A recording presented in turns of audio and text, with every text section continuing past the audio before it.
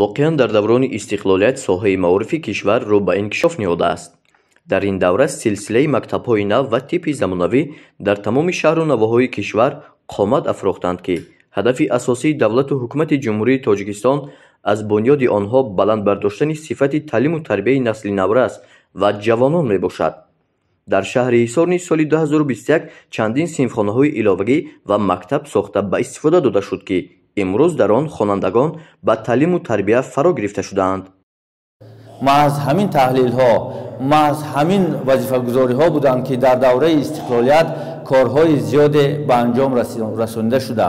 زیاده از 100 برنامه های ساحوی قبول گردیدند که آنها به واسطه به پیشرفت ساحه‌های گوناگون اقتصاد ملی و بلند برداشتن سطح زندگی مردم مساعدت نمودند.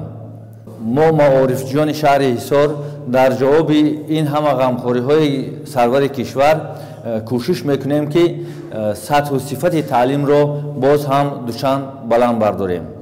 бахши фарҳанги шаҳр дар ҳамкорӣ бо шӯъбаю бахшҳои мақомоти иҷроияи ҳокимияти давлатии шаҳр вобаста ба таҷлили санаҳои таърихӣ, рӯзи қувваҳои мусаллаҳи ҷумҳурии Тоҷикистон, рӯзи модар, Наврӯз, рӯзи оила, рӯзи байналмилалии ҳифзи кӯдак, рӯзи ваҳдати миллӣ, таҷлил намудани консертҳои ҳисоботии ансамблҳои фалак ва шашмақом, озмуну фестивалҳо мисоли Тоҷикистон ватани азизи ман, Андалеб 2021, Садранги Чакан, чорабиниҳо бахшида ба 110-солагии шоири халқи ҷумҳурии Тоҷикистон Мирзо Турсунзода ва ғайра корҳои мушаххасеро ба роҳ монда чорабиниҳои гуногуни фарҳангию маърифатӣ баргузор карда шуданд.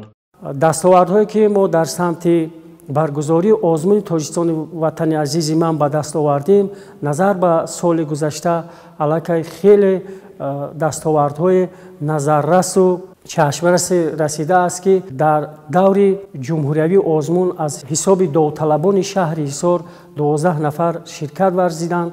аз инҳо 5 нафар соҳиби ҷойҳои аввал, дуюм ва тӯҳфаи хотиравӣ аз ҳайати тадорукоти ин озмуни бонуфузи ҷумҳуриявӣ гаштаанд. кӯшиш ба харҷ медиҳем ки дар пиёда намудани сиёсати фарҳангии ҳукумати кишвар ҳиссагузор бошем ва ин фарҳанги бузургро аз гузаштагон мо ба мерос гирифтаем, ба ояндагон ин фарҳанги бузурги миллиро ба ёдгор бимонем. ҳамин тавр маорифҷиён ва аҳли ҳунарии фарҳанги шаҳри Ҳисор соли 2021-ро бо дастовардҳои назаррас ҷамъбаст намуданд. кори худро дар соли 2022 идома медиҳанд.